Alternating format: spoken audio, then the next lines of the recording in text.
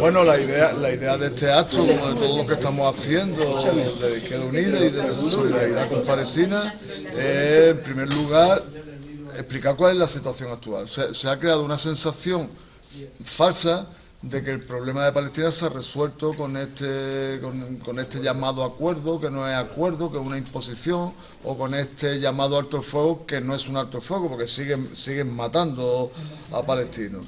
O sea, lo que se ha minorado es la intensidad de la agresión, ¿no? Entonces, ¿qué pasa? Que a pesar de que el genocidio sigue en marcha, la operación de exterminio del pueblo palestino sigue en marcha, la operación expansiva, colonial, extensiva de Israel, lo que ellos llaman el Gran Israel, que va más allá de Palestina, que va desde el Éufrates hasta el Nilo, que hoy, por ejemplo, han bombardeado en Saída, en la segunda ciudad más importante del Líbano, matando casi a 20 personas en el campo de refugiados de Ein el-Helwe. O sea, todo eso va en marcha. Nosotros tenemos la obligación política, pero también la obligación moral, yo diría que humana, de hacer todo lo que esté a nuestro alcance para parar esta agresión. No podemos dejar que esto ya se pase la página y ahora vamos a pensar en otra cosa. Nosotros tenemos que seguir presionando con varios objetivos. El primero de ellos es la ruptura de relaciones con Israel, la ruptura de relaciones diplomáticas, pero de relaciones comerciales, financieras, económicas, deportivas, académicas y sobre todo de cooperación militar. Tenemos que hacer que el embargo de armas que aparecía entre los 9 puntos del Real Decreto Ley no tenga resquicios por el que evitarlo. Ahora mismo quedan algunos resquicios por motivos de seguridad nacional o no sé qué cosa, ¿no? Entonces eso tenemos que evitarlo, tenemos que hacer lo posible para que España juegue un papel a la hora de cancelar la participación de Israel en la ONU. No expulsarlo porque no tenemos capacidad, porque Estados Unidos lo veta en el Consejo de Seguridad, pero si hay mecanismos para puentear ese veto que supongan la suspensión de Israel en la ONU, porque está incumpliendo de forma clarísima 65 resoluciones de la ONU, está incumpliendo, violando el derecho internacional y está violando los derechos humanos del pueblo palestino y de todos los pueblos de la región.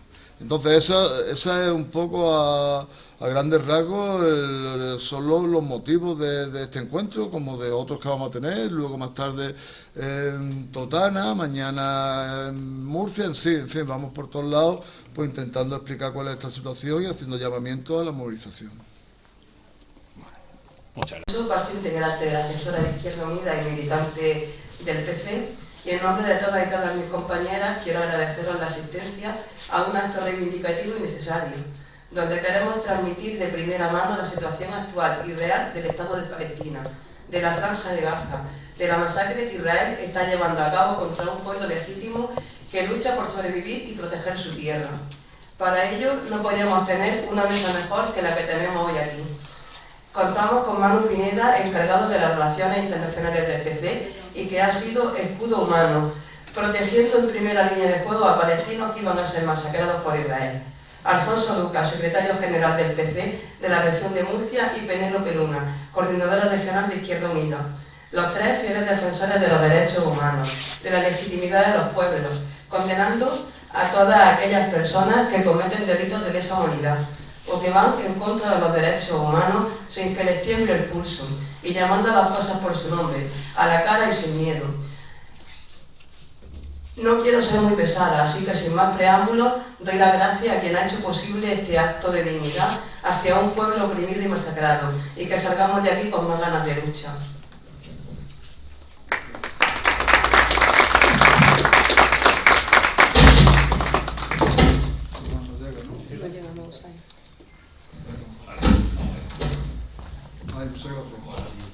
Buenas tardes, camaradas, compañeras, amigas y amigos. Nos juntamos hoy aquí porque considerábamos necesario, desde el Partido Comunista de la región de Murcia, también de Izquierda Unida, que no dejásemos de hablar de la importancia de no dejar de hablar de la situación, de lo que pasa en Palestina. No podemos abandonar en el olvido a un pueblo que es ejemplo de dignidad, de lucha, de resistencia en defensa de su derecho de autodeterminación, y que lo ha sido y que lo será. Hablar de Palestina como comunistas no puede hacerse desde una óptica meramente humanista, sino desde una posición antiimperialista, desde el compromiso contra el colonialismo y la defensa de la paz y la fraternidad de los pueblos del mundo árabe. Defender hoy a Palestina exige un compromiso indubitativo. El pueblo palestino tiene derecho a existir, a ser dueño de sus recursos y sobre su destino libremente y sin tutelas. Y también a resistir, a defenderse por todos los medios posibles y a su alcance de la agresión de la potencia colonial ocupante. Desde el movimiento de solidaridad con Palestina no nos creemos, no compramos un mal llamado plan de paz para Gaza, que ahora cuenta con el vergonzoso beneplácito del Consejo de Seguridad de las Naciones Unidas.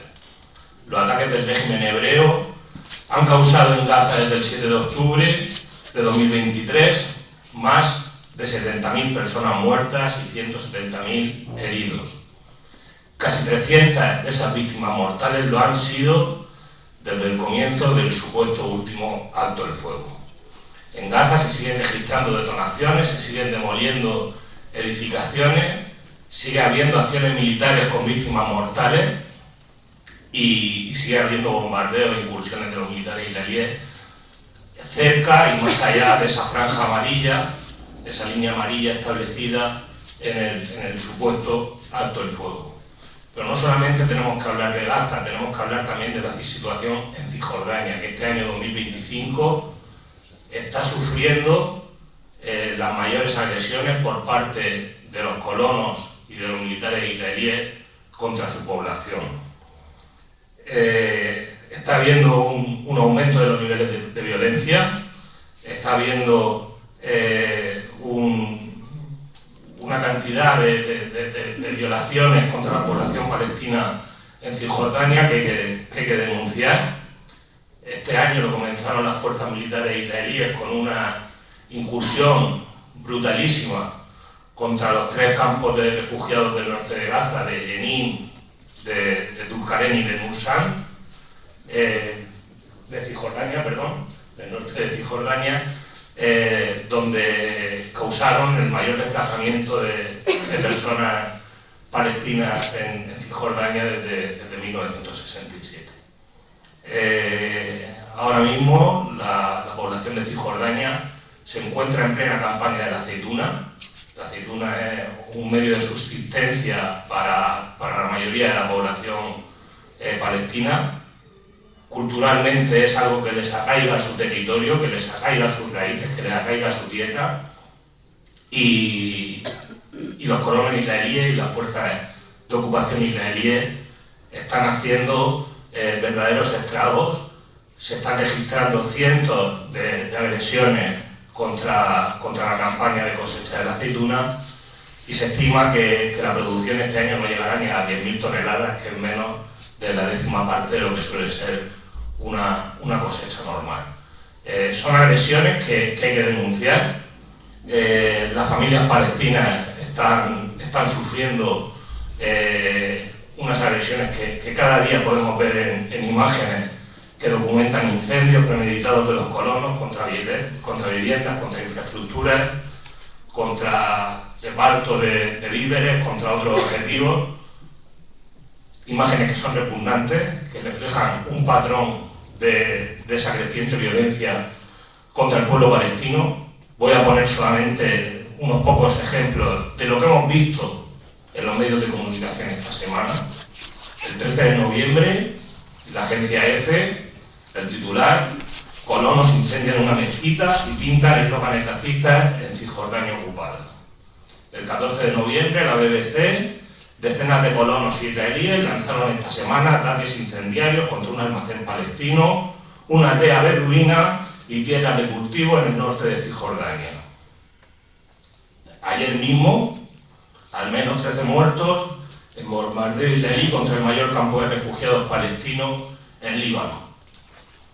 ¿Hasta cuándo la comunidad internacional va a consentir seguir asistiendo en directo al exterminio del pueblo palestino? Tenemos que exigir la urgente reconstrucción de lo destruido en Gaza, descargando en Israel su coste, el fin de la ocupación, el retorno de los prisioneros y el cese de las relaciones con Israel, acabando con el tráfico de armas a través de puertos europeos. Tenemos que continuar con la movilización creciente y sostenida en el tiempo hasta que los responsables y colaboradores del genocidio sean procesados por la justicia internacional para responder de sus crímenes de guerra y de lesa humanidad. Ahora más que nunca, la militancia del Partido Comunista y de Izquierda Unida tiene que seguir volcada en el trabajo de solidaridad con Palestina, junto con el activismo social, extendiéndolo por toda la región y dotándolo de un carácter antiimperialista amplio y unitario.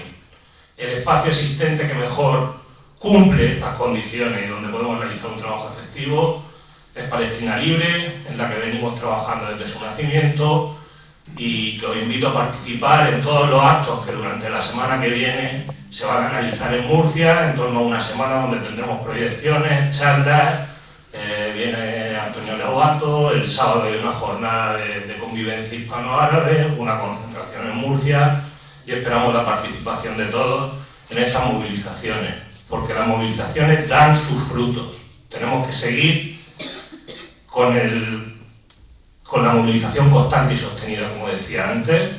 Las movilizaciones han conseguido incidir en la opinión pública. Como un ejemplo, Estados Unidos a día de hoy, la mayoría de la población se posiciona a favor del reconocimiento del Estado palestino, incluso la mitad de los votantes republicanos, y se oponen a mantener una ayuda militar a Israel.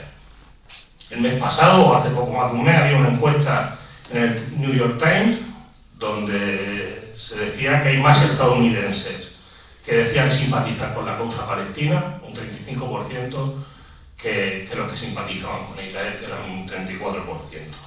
Y es que la población mundial ya tiene claro que lo que Israel ha cometido es un genocidio contra el pueblo palestino. Aquí en España hemos visto cómo la respuesta a los abordajes de las flotillas sacó a cientos de personas a las plazas y las calles de nuestra región. Sus tripulaciones son relatoras, por haberlo vivido en sus carnes, de las atrocidades que se cometen en los centros de detención y en las cárceles israelíes. Y en torno a esa movilización vimos el 4 de octubre en las calles de Murcia una de las mayores manifestaciones que se recuerdan en los últimos años. Son movilizaciones intergeneracionales, movilizaciones que han vuelto a sacar a la calle a gente joven, tomando un protagonismo en las mismas que hacía tiempo que no se veía. Hemos visto que las movilizaciones dan sus frutos en la vuelta ciclista, donde se ha conseguido que al final los patrocinadores retiren su apoyo a un equipo ciclista que ha tenido que dejar de llevar el nombre de Israel en su marca. Lo hemos visto en Eurovisión, donde al final Radio Televisión Española se ha visto forzada a sacar a España de un concurso donde la presencia de Israel no es que incomodase, es que era una absoluta vergüenza. Ahora los organizadores de Eurovisión presionan para que los países vuelvan. ¿Por qué? Porque saben que hay un negocio económico detrás y que el negocio se les cae abajo cuando se habla de boicot. Lo hemos visto en los boicots al consumo, como muchas marcas acaban por retirar su producción o acaban por retirar sus apoyos porque se les hace daño a ese negocio. Y lo hemos visto en el reconocimiento al Estado palestino por parte de España, lo hemos visto en el Real Decreto Ley 10/2025 de 23 de septiembre, por el que se adoptaban las medidas urgentes contra el genocidio en Gaza y en apoyo al pueblo palestino, que sin el apoyo masivo de la población en las movilizaciones a la causa palestina no hubiese sido posible con la correlación de fuerzas que hay en el gobierno esas dos medidas, ese cambio de posición del Partido Socialista. Ahora lo que se trata es de conseguir que estos reconocimientos, que el reconocimiento de un Estado palestino, que esos embargos no sean simplemente un reconocimiento formal o una normativa formal, sino que sean claridad, que se ejecuten medidas efectivas para su cumplimiento, para que haya garantías para un Estado palestino que sea del pueblo palestino, donde él sea dueño de su futuro y de su territorio. Garantías para que la región de Murcia y los puertos españoles no sean escala ni destino de productos originarios de territorios palestinos ocupados. Porque no podemos seguir teniendo empresas en nuestra región operando como ICL, porque no podemos seguir permitiendo la contratación pública y las subvenciones de ayuntamiento y del gobierno regional a empresas y entidades de marcado carácter sionista, como pasaba con las de los hermanos Hartwells, del conglomerado internacional STEM, o no podemos seguir consintiendo la connivencia de la Universidad Católica con el sionismo.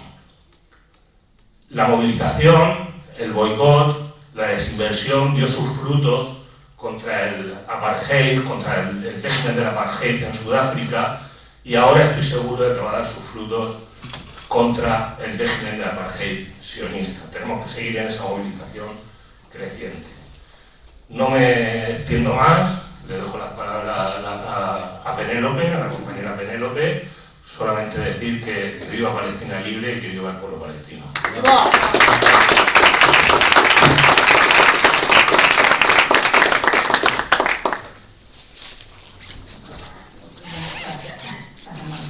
Bueno, muchas gracias a todas y a todos por acompañarnos. En primer lugar, quiero agradecer el trabajo del Partido Comunista de la región de Murcia por organizar entre hoy y mañana los actos con el compañero Manu Pineda. Quiero agradecerle a Manu Pineda, y aunque parezca una obviedad o que lo hayan dicho muchas veces, el mundo se ha convertido en Palestina porque gente como Manu Pineda ha puesto el cuerpo y todo lo que tiene en la defensa del derecho del pueblo palestino. Entonces, pues tenemos mucho que agradecerle, no solamente como organización, sino como sociedad. Y nada, yo estoy tremendamente honrada de estar sentada con estos tres compañeros. Yo quería ser también muy breve porque creo que tenemos que aprovechar que está aquí Manu para entablar, si puede ser, también una conversación con el resto de personas que nos acompañáis. Y como decía Alfonso, no solamente estamos aquí para solidarizarnos con el pueblo palestino, no solamente para conmovernos, tenemos que dejar claro y poder dejar claro al exterior cuáles son las estructuras que sostienen este régimen sionista de ocupación, de apartheid, de exterminio y de expulsión del pueblo palestino, porque la solidaridad con Palestina, si quiere ser transformadora, tiene que ser estratégica, tiene que ser rigurosa y tiene que ser profundamente revolucionaria. Esto implica hablar claro y no retorcer el lenguaje de manera que nos deje tranquilos suavizando lo que está pasando, ¿no? Es la expansión del Estado, del ente sionista de Israel durante décadas como heredero del Imperio Británico, para la aniquilación de todo un pueblo. Israel no solamente mantiene este genocidio con el horror de la bomba, lo mantiene con la connivencia de todos o de la mayoría de los estados occidentales, de los que se llaman democráticos, lo mantiene con la complicidad de las empresas, con la complicidad del capital y con los acuerdos institucionales a todos los niveles. La relatora especial de la ONU, Francesca Albanese, lo ha explicado con claridad. Palestina no vive un hecho puntual, vive es estructural, ¿no? Un sistema estructural. Está alimentado por redes globales de producción armamentística, por inversiones financieras, por laboratorios universitarios y empresas tecnológicas que experimentan sobre todo estas herramientas de vigilancia con el cuerpo de los palestinos y las palestinas que luego exportan al resto de estados que además lo usan para acrecentar el estado policial y de represión. Exporta armas probadas en Gaza como si fuera un prototipo, exporta sistemas de vigilancia basados en la inteligencia artificial y en biometría, exporta modelos de seguridad, y no son solamente y simplemente relaciones comerciales, son vínculos de complicidad que normalizan la deshumanización del pueblo palestino. Por eso el boicot, la desinversión y las sanciones no son una postura moralista, son las herramientas democráticas que tenemos de presión para que la ciudadanía pueda expresar nuestro malestar y nuestra exigencia y nuestra lucha contra esta situación. Hay que cortar los lazos económicos, financieros e institucionales con el Estado, con el ente sionista de Israel. Y esto nos obliga también a mirar, como decía Alfonso, a nuestro propio territorio. La región de Murcia se ha convertido en un pequeño, pero no menos importante, entrada de capital israelí. Y además que están utilizando el capital israelí para copar nuestros sectores estratégicos, como puede ser la agroindustria, la tecnología del agua. El INFO, el Instituto de Fomento de la Región de Murcia, firmó un acuerdo millonario con un fondo israelí para invertir en startups murcianas que le destinó, creo que fue un millón de euros de manera ilegal, y esto está investigado por la Fiscalía a petición de Izquierda Unida, ¿no? Hasta ese punto el gobierno de la región de Murcia ha llegado. El Zagut Innovation Hub, dirigido por David Hartwell, que es el máximo exponente del lobby israelí en España, está replicando modelos de innovación ligado al desarrollo militar y policial, y hay delegaciones de fondos de inversión israelí que están participando para posicionarse en estos sectores que decíamos anteriormente estratégicos a nivel económico aquí en la región de Murcia. Es especialmente grave que estemos participando en programas europeos con empresas israelíes que se dedican a la tecnología de interceptación, biometría e inteligencia artificial para el control policial, y que se desarrolle esta tecnología de vigilancia testada en Palestina con los cuerpos de los palestinos y las palestinas. Pues es tremendamente grave que nuestros gobiernos participen en esta complicidad directa con la represión. Hay un hecho que pasó casi silencioso por los medios de comunicación de esta región, que fue la llegada al puerto de Cartagena del buque israelí cargado con material directamente saqueado de los territorios del Mar Muerto, de los territorios ocupados ilegalmente por el ente sionista de Israel, que venía destinado a la empresa ICL, ¿no? La empresa ICL pues trabaja con fosfatos y hace armas, al final, que matan a los israelíes, a los palestinos y a las palestinas. El puerto de Cartagena, que sea la plataforma logística de esta empresa, no es un detalle menor, es la puerta abierta a la normalización económica del apartheid desde la región de Murcia, y esa puerta la tenemos que cerrar. Tenemos que obligar al gobierno de la región de Murcia que el puerto de Cartagena no sea destino de Israel, ni de nada que tenga que ver con la empresa de capital israelí. Además de la ocupación del capital y la tecnología, hay una dimensión que solemos dejar también en un segundo plano, y es que la ocupación también tiene una dimensión patriarcal, y poco hablamos de esta cuestión de género en esta situación de que sufren las palestinas en este caso. La colonización también es un proyecto de control sobre los cuerpos, sobre todo sobre los cuerpos de las mujeres palestinas, que son las que sostienen la vida cotidiana, quienes cuidan, quienes educan, quienes organizan y quienes transmiten la memoria. Por eso ellas son, con más razón, si cabe, para el colonialismo el objetivo militar clave. El ejército israelí destruye clínicas, destruye escuelas y centros culturales, sabiendo que lo que está golpeando son los espacios que las mujeres mantienen en pie. La ONU lo ha advertido en numerosas ocasiones. La destrucción de infraestructura civil lo que hace es quebrar la capacidad que tiene un pueblo para reproducirse como comunidad.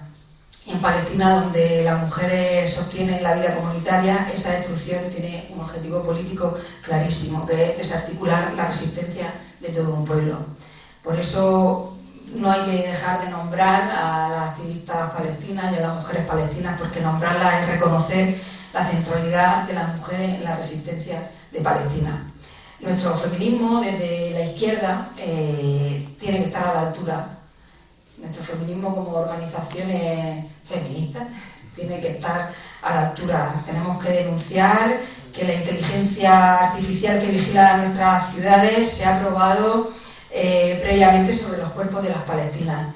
Debemos impulsar los boicots a empresas que señalen a empresas israelíes y también a las instituciones europeas que legitiman estas tecnologías contra las mujeres palestinas. Y tenemos que construir alianzas internacionalistas con las mujeres del norte de África, con las mujeres de Latinoamérica, que enfrentan las mismas lógicas de militarización y colonialismo. Si queremos que nuestra solidaridad sea efectiva, tenemos que actuar políticamente, exigir auditorías de contratos e inversiones, incorporar cláusulas éticas que impidan contratar empresas señaladas por las Naciones Unidas, impulsar campañas de boicot locales y repetirlas hasta la saciedad, hasta que la gente pedagógicamente le entre en la cabeza que es una herramienta democrática que tenemos los ciudadanos y ciudadanas al margen de lo que hagan nuestros estados. Tenemos que difundir los informes de Francesca Albanese o de las defensoras de los derechos humanos. Tenemos que construir memoria política para explicar cómo se enlaza el capitalismo, el colonialismo y el patriarcado. Palestina no necesita nuestra compasión, necesita nuestra organización, necesita nuestra permanente organización. Mientras siga habiendo colonialismo, mientras siga habiendo mujeres y hombres masacrados en Palestina, nuestra solidaridad internacionalista será su trinchera. No nos cansemos de hablar de Palestina, no nos cansemos de defender el derecho de nuestros hermanos de Palestina. ¡Viva Palestina libre! ¡Viva el pueblo palestino! ¡Viva! ¡Viva Palestina libre!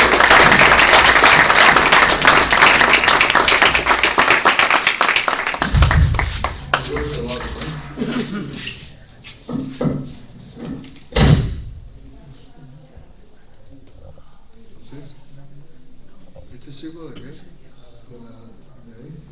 No, ese no. No sé de quién es. ¿De aquí? Ah, pero está bien votación, ¿no? Hay que sacar yo, no sé si lo he puesto bien o no. Está bien, ¿no? Bueno, buenas tardes a todas y todos. Quiero empezar agradeciendo a las organizaciones del Partido Comunista de España y de Izquierda Unida en la región de Murcia, en concreto en este caso, aquí en este municipio, que creo que es la primera vez que lo he visitado, ¿no? Luego de Totana, luego, en fin, vamos a seguir por de ruta, pero quiero agradecer que sigáis sensibilizados con el tema palestino, que no hayáis caído o picado en la trampa de pensar que esto ya se ha resuelto y que pasemos de asunto. Creo que es importante, creo que es muy importante este esfuerzo, porque al final es un esfuerzo que se hace, pero que es un esfuerzo que no es opcional, que es una obligación que tenemos, una obligación, yo creo, lo decía antes para la radio, ¿no? Yo creo que no solo política, yo creo que incluso moral y humana. Tenemos la obligación de seguir situándonos en el lado correcto de la historia y seguir apoyando de forma,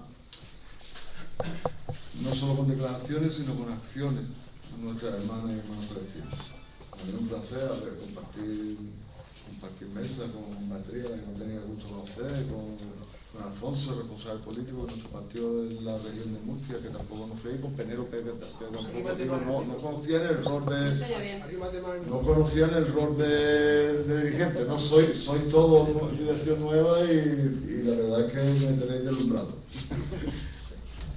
Bueno, yo parto de que todas y todos los que estáis y estamos aquí, de algún modo, tenemos ya conocimientos previos de qué es lo que está pasando, digo, para no tener que partir de cero, porque sería como muy pesado tener que partir de cero, ¿no? Digo, no pesado para mí, pesado para vosotros que conocéis el asunto, partir de cosas que ya conocemos todas y todos, ¿no? Pero sí creo que tenemos al menos que poner el acento en algunas cosas, situar cuál es el momento actual y sobre todo dejar tiempo para que luego podamos tener un intercambio de puntos de vista, con lo cual os pediría a algunos de los que estáis en primera fila que si veis que me entiendo mucho, que me aviséis. O sea, yo pediría que en un cuarto de hora sí que me aviséis para que vaya cortando, para dejar margen para poder intercambiar opiniones, ¿no? Lo primero que creo que tenemos que decir, que creo que a esta altura quizás no sea necesario, pero nunca está de más. Esto no empezó el 7 de octubre. Nada empezó el 7 de octubre. Nada empezó el 7 de octubre. El 7 de octubre lo que hubo es, por primera vez quizás, que yo recuerde, que la resistencia palestina, en vez de actuar como respuesta a una agresión, tomó la iniciativa.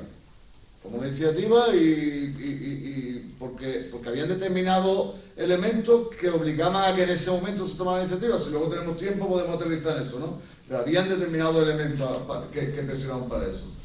Esto no empieza el 7 de octubre, ni siquiera empieza en el año 48. Nosotros decimos, esto empezó hace 77 años con la Nakba. Tampoco. O sea, empezó mucho antes. La Nakba también es consecuencia de un proceso previo.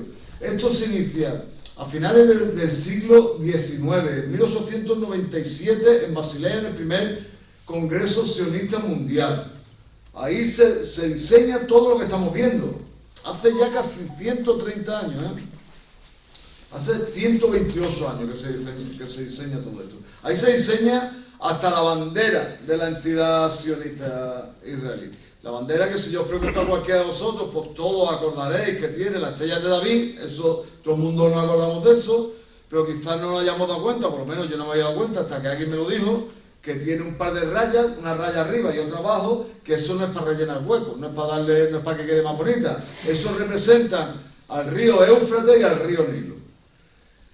¿Qué quiere decir con esto? Que el movimiento sionista, un movimiento supremacista, lo mismo que era un movimiento supremacista, el nacionalsocialismo, el nazismo, era un movimiento supremacista en el que consideraba que la raza aria era superior a todas las demás, era la, pues no sé si le llamarían el pueblo elegido por Dios, pero si era como la raza superior y que todos los demás estábamos por debajo, y eso les llevó a pues a lo que ya conocemos, a un holocausto en el que mataron, y es verdad que mataron a 6 millones de judíos. Un paréntesis, no mataron a ni un israelí, ¿no? Porque es que Israel está queriendo como capitalizar o utilizar el sufrimiento, la muerte o los crímenes sobre los judíos. Mataron a 6 millones de judíos. Mataron a 27 millones de soviéticos, mataron a comunistas, socialistas, anarquistas, homosexuales, gitanos, gente con defectos físicos, o sea, mataron a todo lo que no entraba en su esquema de lo que eran los superiores, ¿no? Entonces aquel movimiento supremacista llevó a cabo aquellos crímenes que afortunadamente el Ejército Rojo, la Unión Soviética, los aliados consiguieron derrotar al fascismo, si no llega a ser, digo, porque es necesario quizá explicar algunas cosas que parecen obviedades, pero que las tenemos que decir, porque que Hollywood no hace mucho daño.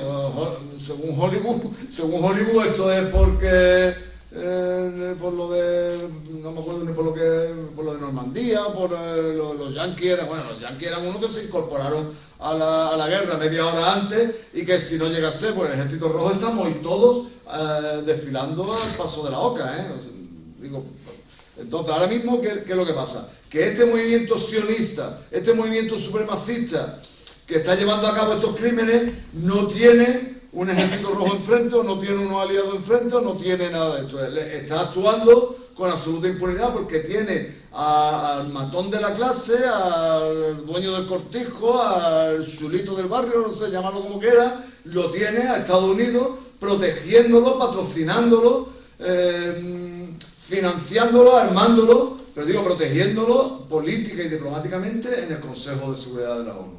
Por lo tanto, no se le puede imponer ningún tipo de sanción. Estados Unidos, digo, ya sabéis todo lo que ha pasado, los números que ha dado antes Alfonso son falsos, pero son falsos no porque Alfonso haya exagerado, sino porque se queda corto.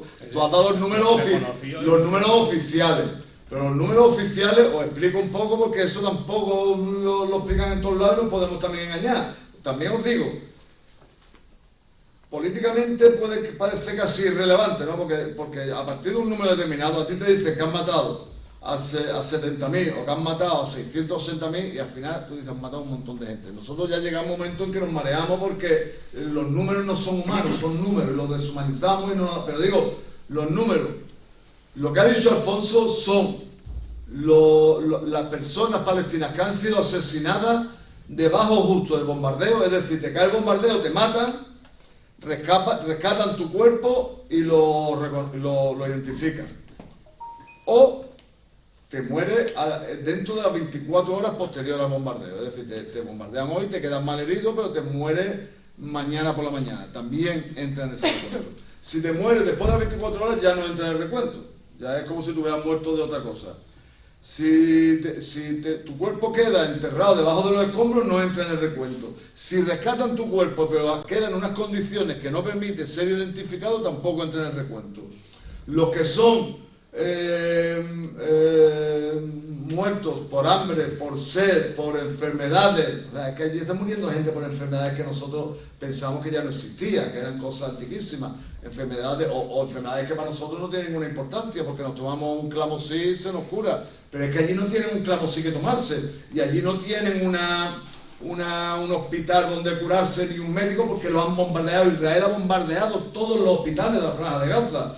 Ha matado de personal sanitario lo que no hay en los escritos, lo mismo que ha matado de personal, de periodistas o de personal humanitario, ¿no? de funcionarios de la ONU. Más que nunca en la historia, pero más que nunca en la historia, no más que en un episodio de la historia, sino más que la suma de todos los conflictos previos.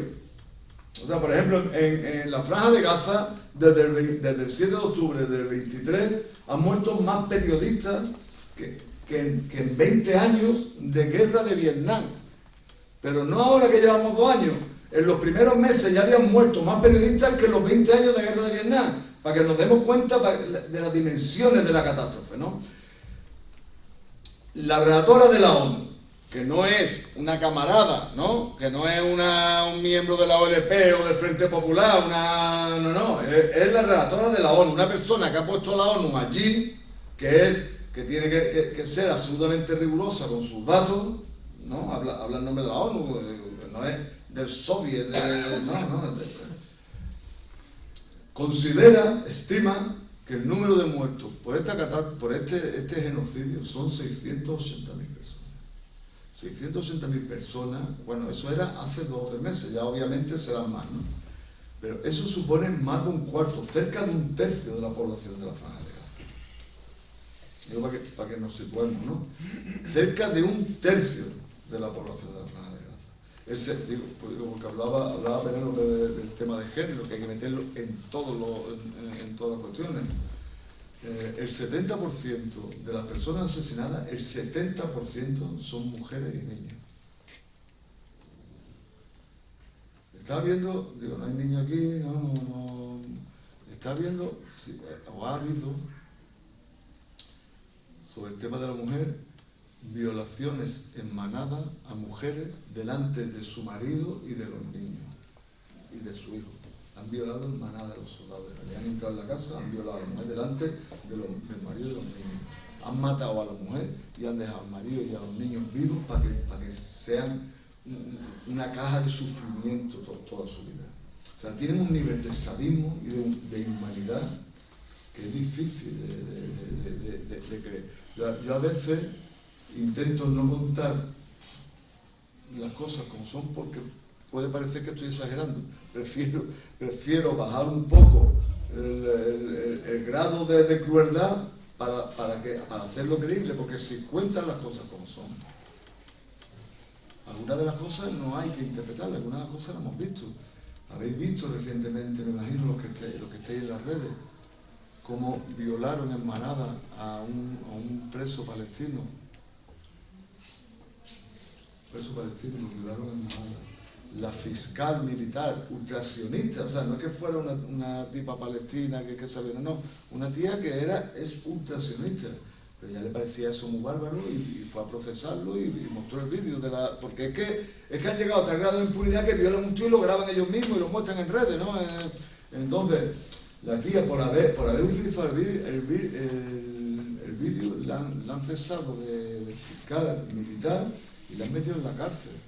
Eso, digo, no tenéis que creerme a mí, no me tenéis que creer a mí, eso está en la prensa y eso salía hasta en la tele, ¿no? Porque hay cosas, a pesar de que quieran taparlo, hay cosas que no nos pueden tapar, ¿no? Entonces, ¿qué pasa? Desde el 2 de octubre, desde el 7 de octubre para acá, hemos tenido, en la primera parte, hemos tenido unas movilizaciones aceptables, pero que no rompen, o sea, no rompían. O sea, nos movilizamos los que nos movilizamos siempre. Estoy seguro que todos y todos vosotros, sí, la gente los militantes de Izquierda Unida, del partido, de otras organizaciones de izquierda, sí, la gente de la solidaridad con Palestina, sí, pero no conseguíamos romper más allá de eso, no conseguíamos lo que pasó cuando la guerra de Irak. Me imagino que os conocéis, vosotros ya tenéis pinta de no ser niños igual que yo, ¿no? Que os acordáis de que allí se llenaron las calles de gente, pero de gente que no había ido una manifestación en su vida. Pues nosotros no habíamos conseguido la primera parte de este proceso. Estábamos la gente movilizada, la gente politizada. Pero en enero se firma un alto el fuego, creo que el segundo. El tercero, no me acuerdo, porque Israel los viola todo, ¿no? Se llega a un acuerdo de alto el fuego en enero y en marzo se rompe. Y entonces se rompe y aparte de retomar los bombardeos masivos, lo que hace Israel es extremar, intensificar el bloqueo, el asedio medieval al que somete a la Franja de Gaza, que no permite que entre agua, que entre comida, que entre carburante, que entre medicina, no permite que entre nada de eso. Y empiezan a morirse niños de hambre. Vemos, empiezan a aparecer las imágenes de los niños esqueléticos, como los de Etiopía o los de no sé cuántos, ¿no? El niño esquelético muriéndose de hambre. La ONU decreta por primera vez en la historia, decreta una situación de hambruna fuera del continente africano. Hasta ahora ha habido, desgraciadamente, mucha hambruna, pero todas estaban en el continente africano. Y es la primera vez en la historia que se decreta una situación de hambruna fuera del continente africano. Esa es la gente que ya parecía que se había, de algún modo, acostumbrado a ver a niños quemados vivos, ¿no? O sea, hemos visto tantas barbaridades que yo creo que en gran medida tantas barbaridades tan seguidas llegaron a deprimirnos, por un lado, pero por otro lado lo que consiguieron era que nos acostumbráramos allá, ¿no? Que dijéramos, mira, pues esto que lo vamos a hacer, una barbaridad, pero no podemos hacer nada para esto, ¿no? Y nos habíamos acostumbrado a eso, la gente se había acostumbrado a eso, ¿no? Lo que no estaba la gente acostumbrada era a ver a los niños morirse de hambre. A los niños, digo porque los niños son el segmento de población más débil, más vulnerable, ¿no? O sea, cuando una persona adulta no tiene agua y tiene que beber agua de las cañerías o tiene que beber agua del mar, pues puede coger una diarrea, ponerse malo, pero a lo mejor no se muere. Un niño sí se muere, un niño recién nacido se muere. Pues cuando pasa eso, coge cólera, coge lo que sea, y cogen diarrea y se mueren, ¿no? Entonces, empieza la gente a movilizarse como no habíamos conseguido en la primera parte, ¿no? Y tenemos como varios puntos que lo habéis nombrado aquí antes, no me acuerdo si Alfonso o Penélope, varios puntos que nos permiten medir el nivel de esa movilización. Lo que se vivió aquí con la Vuelta Ciclista fue brutal. O sea, la movilización que había de la gente, yo digo la gente, no vosotros, que sois militantes, muchos de vosotros, mi suegra, el camarero de donde yo desayuno algunas veces, el padre de niños del colegio donde va mi niña, o sea, gente con la que yo, con alguna de esta gente yo había discutido porque defendían a Israel en el pasado, porque sabían tragar el cuento de que Israel era la única democracia en la zona, que estaba rodeada de bárbaros y no sé qué cosa, ¿no? Pues esa gente ha abierto los ojos con esto y se ha tirado a la calle avergonzada, en muchos casos avergonzada. Es decir, ¿cómo he podido yo estar apoyando a estas bestias antes, no? Y hemos visto, insisto, cosas que yo no me creía que fuera nunca. El que no sé cuántas etapas de la Vuelta Ciclista no pudieran llegar al final, pero es que no terminó la Vuelta Ciclista, es que yo no sé ni quién la ganó ni quién no la ganó, porque no llegó al final, no llegó al podio a que se entregaran los premios, hubo que cortarla antes, porque a pesar de que el Marlaska de nuestro gobierno llenó Madrid de Barcelona para garantizar que no había ningún problema, a pesar de eso, fue tal la marea humana indignada con esto que ni Marlaska ni nada. Entonces, luego tuvimos otro gran salto adelante, que fue cuando Israel aborda la flotilla, la Global Summit Flotilla, en la que llevábamos algunos militantes nuestros. Yo estoy haciendo la mitad de las charlas que voy dando es con algunos de ellos. Ahora mismo son rockstars, pero son rockstars porque es que vienen de jugarse la vida. Es que ellos lo que han ido a hacer lo que tenía que estar haciendo nuestro gobierno. A mí todavía no me ha explicado nadie por qué esto que ha hecho la flotilla no lo hace, por ejemplo, nuestro gobierno, porque es que nos toca a nosotros. Podríamos hablar desde Francia, desde Portugal, desde Inglaterra o desde Grecia, ¿no? Pero bueno, nosotros somos aquí. ¿Qué impide nuestro gobierno mandar un buque de estos lleno de contenedores con suministros básicos, con comida, con medicina, con agua, y escoltado por naves militares? ¿Qué le impide eso? Que están llegando, es que legalmente están avalados, están llegando a costas palestinas. ¿Por qué no lo hacen? Bueno, pues como ellos no lo hacen, lo han hecho casi 500 personas, mujeres y hombres, que iban allí, habían sido seleccionados entre 30.000 voluntarios. O sea, a la flotilla se apuntaron 30.000 voluntarios. Fueron seleccionados unas 500 personas de 44 países. Y han ido a jugarse la vida, porque en esta espiral de disloque que tienen los sionistas, podría haber pasado cualquier cosa, todos los escenarios eran posibles, ¿no? Entonces, cuando la gente que se sentía representada por ellos, que se sentía que iban en los barcos con ellos, que estaban orgullosos, esa es nuestra patria. Nuestra patria no es una banderita, una bandera, nuestra patria es esa gente que les da igual la bandera o el pasaporte que tengan otros pueblos. Lo que quieren es defender los derechos de ese pueblo a seguir existiendo y a seguir viviendo, ¿no? Entonces la gente que se sentía parte de eso no podían aceptar sin más que fueran a abordar un acto de piratería, ¿no? Y se tiraron a las calles de un modo en que yo no he conocido. Yo he estado en manifestaciones, pues yo las manifestaciones más grandes que había conocido hasta el momento eran las de Irak, que os decía antes, ¿no? En el año 2003, 2004, ¿no? Pero yo he estado en varias manifestaciones en Madrid y en Barcelona, que la manifestación ha llegado al final y yo no podía moverme de mi sitio. Era una cosa brutal, ¿no? Era una cosa... Entonces, ¿qué pasa? Que cuando se saca el Trump este presunto acuerdo, que es mentira, pero es mentira no porque nosotros digamos que es mentira, es que un acuerdo es cuando tú sientas a dos que están enfrentados y dices, vamos, yo soy sindicalista, ¿vale? Yo he llegado a acuerdos con la patronal, tú te sientas con la patronal, vamos a discutir, yo tengo a los trabajadores que te hacen huelga, tú no quieres que haya huelga, tú quieres beneficio, vamos a ponernos de acuerdo y llegamos a un acuerdo. Eso es un acuerdo. Ahora, el que Trump, que es más sionista que Netanyahu, se siente con Netanyahu, se pongan de acuerdo ellos dos y le digan a los palestinos, estos son lentejas o la toma de lentejas, eso no es un acuerdo, es una imposición. Y si vemos los términos de esa imposición, veremos que los palestinos nunca hubieran llegado a ese acuerdo. O sea, la franja de Gaza es una franjita de tierra, yo no sé aquí en la región de Murcia qué equivaldría. En Andalucía tiene la misma superficie que el término municipal de Baena. Digo para que, o sea, que no es que la gente habla de la franja de Gaza y a lo mejor no, yo viví en la franja de Gaza 3 años, sé lo que es la franja de Gaza, ¿no?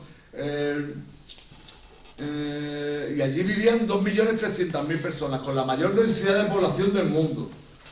Ahora mismo ese presunto acuerdo supone que el 53% de la franja de Gaza, o sea, la franja de Gaza es una tirita de tierra. Por aquí tiene el mar, bueno, pues por aquí arriba, en el este y en el sur, se comen el 53% de la superficie de la franja de Gaza. Para la franja de Gaza se queda el 47%. O sea, imaginar si antes tenía la mayor densidad de población del mundo, ahora cuando a esa gente la mete en la mitad de espacio, imaginaros como si eso se puede llamar vivir, ¿no? Lo que está previsto es que se va a reconstruir el 53% este, que allí van a vivir israelíes, colonias, asentamientos israelíes, van a vivir las fuerzas internacionales, van a vivir el resort de Netanyahu y no sé qué historia, pero no palestinos. Los palestinos van a vivir el 47%, y eso no está previsto que se reconstruya. O sea, eso van a estar, no sé si estáis viendo las imágenes de cómo está siendo el invierno en Gaza, viviendo la gente en tiendas de campaña que son charcos. Eso es lo que estamos viendo aquí, ¿no? ¿Cuál va a ser la autoridad dentro de la franja de Gaza según esos acuerdos? Una llamada junta, no sé qué junta de paz, me parece, que la preside un tipo tan fiable como Donald Trump. Ese va a ser el que presida, un tipo absolutamente justo y equitativo, ¿no? Como todo el mundo sabe, ¿no? Bueno, ese va a ser el que presida la Junta. Y los dos brazos fuertes de la Junta es el yerno de Donald Trump, que es un tal Husre, o algo así, yo mi inglés, perdonadme, pero mi inglés es muy malo, el marido de la hija de Trump, que es un sionista tremendo, que su padre tiene negocio en los territorios robados a Palestina, ¿no? Ese y Tony Blair.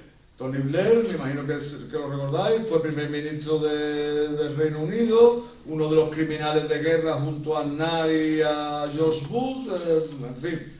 Bueno, pues eso sería, ¿no? Y luego crean una especie de entidad palestina que eso se va a dedicar a dirigir tráfico, o sea, a dirigir tráfico y a cosas por el estilo, ¿no? A cosas burocráticas, al día a día, pero no ni a la defensa ni a eso. Y pretenden y quieren mandar allí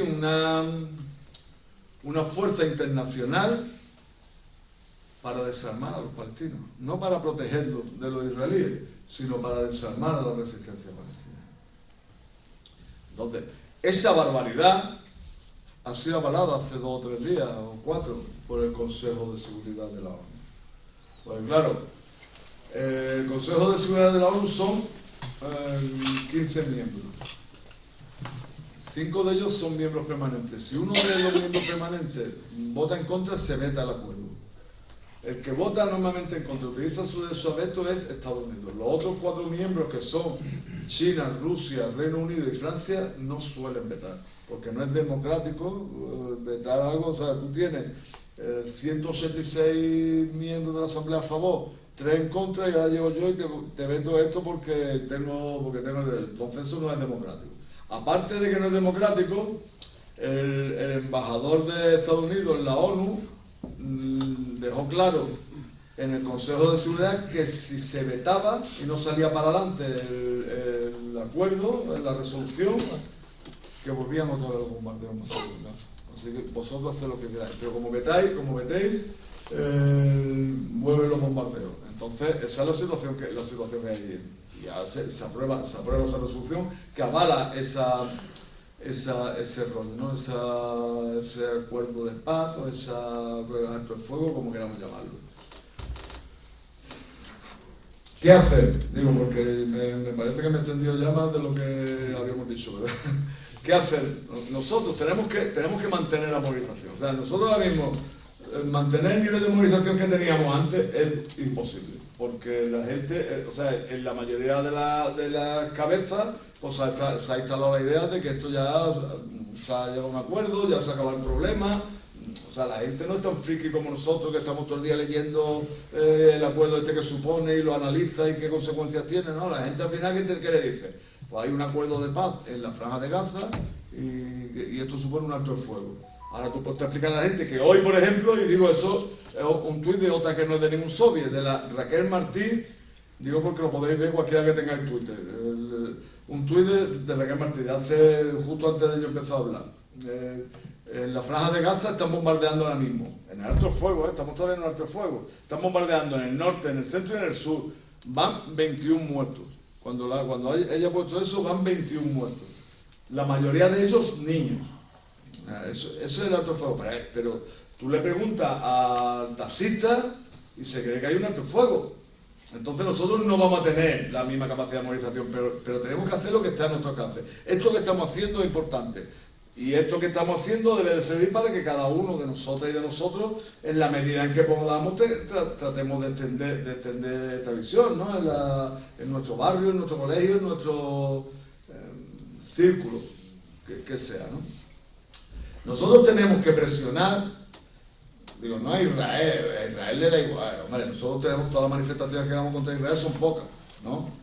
Y digo contra Israel, no contra Netanyahu. Nosotros no equivocamos si nos creemos que el problema es Netanyahu. Si Netanyahu se muriera esta noche, que ojalá, si se muriera esta noche, el problema no se resolvía, el problema continuaba. O sea, el problema se llama Israel y Estados Unidos. El tándem ese, Israel es un problema para Oriente Medio, Estados Unidos, la alianza con Estados Unidos es un problema para el conjunto del planeta, ¿no?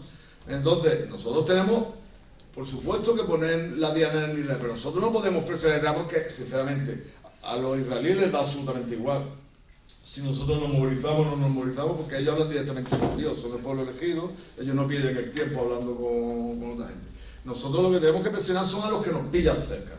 Y nosotros tenemos a un gobierno, hombre, no voy a decir que estamos contentos con todo lo que ha hecho el gobierno, ¿no? Porque sería falso. Nosotros, por supuesto, nos parece que es insuficiente lo que ha hecho. Pero te voy a decir que es de lo que está a la vanguardia en el mundo. Yo que me toca viajar, he viajado recientemente al Líbano y poco antes estaba en Irak. Tú dices que en España la gente te saca hombros, ¿no? Porque es que, claro, es que estamos consiguiendo más avances que la inmensa mayoría de los pueblos árabes. No digo ya que de los pueblos europeos, de los pueblos árabes, ¿no? O sea, que tú quitas de los pueblos de la región, de los estados, quitas a Yemen, por supuesto Yemen a nivel de Yemen no va a llegar nadie, ¿no? Pero quita a Yemen o quita que no es un pueblo árabe, pero es de la región, a Irán, que está. Luego, de verdad, en el Líbano pues está Hezbollah y en Irak pues hay milicias que están de resistencia, que están dando batalla, pero ya está, digamos, esos son los que están en enfrentamiento bélico directo, ¿no? Pero de los que en el ámbito político, el nivel que tiene el gobierno español no tiene nadie. Eso lo puede decir uno con cierto orgullo, pero sobre todo lo dice con preocupación, porque si para nosotros es suficiente lo que ha hecho el gobierno español y es que está en la vanguardia, que es lo que han hecho los demás, ¿no? Entonces, pero bueno, nosotros no podemos ya tampoco aspirar a cambiar que lo van a hacer los finlandeses. Nosotros tenemos que presionar a los nuestros. Tenemos que presionarle en varios sentidos. Yo digo, nosotros como Izquierda Unida tenemos preparada ahí una ¿cómo se llama esto? Que es no de ley, ¿no? ¿Cómo se llama eso? Una PNL, una proposición no de ley en la que planteamos todas nuestras peticiones. Ahora mismo tú sabes que una PNL, tú para que salga adelante tienes que negociarla con otro grupo y bueno, a ver lo que da de sí, pero nosotros planteamos, está muy bien los 9 puntos, pero son insuficientes. O sea, lo que os digo, lo decía antes o lo decía la radio, no me acuerdo. El tema del embargo de armas está bien, pero no llega a todo lo que queremos, ¿no? Porque deja ahí una fisura, ¿cómo te diría? Sin que esté limitada, que dice, bueno, en caso de que afecte a la seguridad nacional, ¿quién decide que afecta a la seguridad nacional y que no? O hasta qué límite puede. Entonces, eso o lo quita del tirón o al menos lo limita. Tiene que entrar. Tenemos que plantear, que no está en el Real Decreto Ley, son 9 puntos, pero digamos, ya queda más bonito con 10 puntos, ¿no? Que con la ruptura de relaciones diplomáticas, económicas, financieras, académicas y de todo tipo con Israel, ¿no? Entonces, pero es que aparte de eso, lo que le pedimos al gobierno, o lo que está proyectado en el borrador de la PNL, vamos al final lo que es, ¿no? Pero lo que creemos que tenemos que pedir al gobierno es que lidere que impulse una reunión de la Asamblea General de la ONU urgente en la que se vean al menos 2 puntos. Uno de ellos es el envío de una tropa de intervención a la Franja de Gaza bajo el paraguas de la ONU y que tenga como objetivo el proteger a los palestinos de superdugo, no desarmar a los palestinos, que es lo que quiere Trump, ¿no? Sino que tenga como objetivo el ponerse del lado de las víctimas, no de los verdugos, ¿no? Que garantice la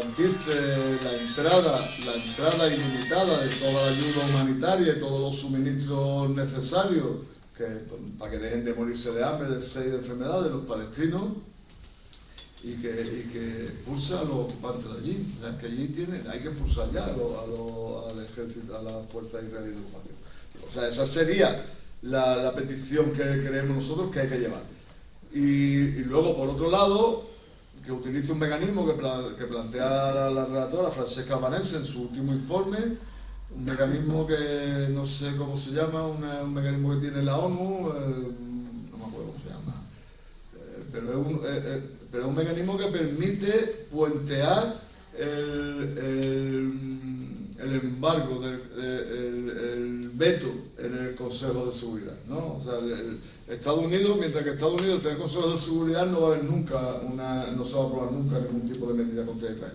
Entonces, para casos como estos, la ONU tiene un mecanismo que lo puentea no totalmente. O sea, nosotros, por ejemplo, si quisiéramos expulsar a Israel de la ONU, tendría que ser con el apoyo del Consejo de Seguridad. No podemos hacer eso, pero sí podemos suspender su membresía. O sea, que Israel no pueda, durante un tiempo, el tiempo que se determine, durante un año, durante 3 años, mientras que no respete el derecho internacional, o sea, se puede decidir en la Asamblea General la suspensión temporal de Israel como miembro de la Asamblea General. Entonces, eso lo llevamos ahí también como propuesta. Para que se hagan estas cosas para adelante es necesario ahormar una mayoría, ahormar un conjunto de países que lo impulsen.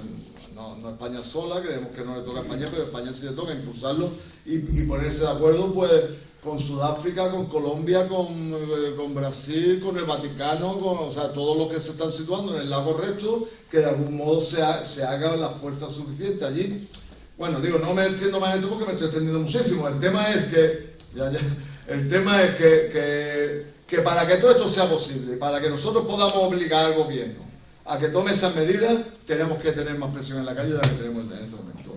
Es necesario tener músculo para que el gobierno tenga fuerza para eso. Ya no me extiendo más porque me estáis mirando muy mala cara. Muchísimas gracias. A ti.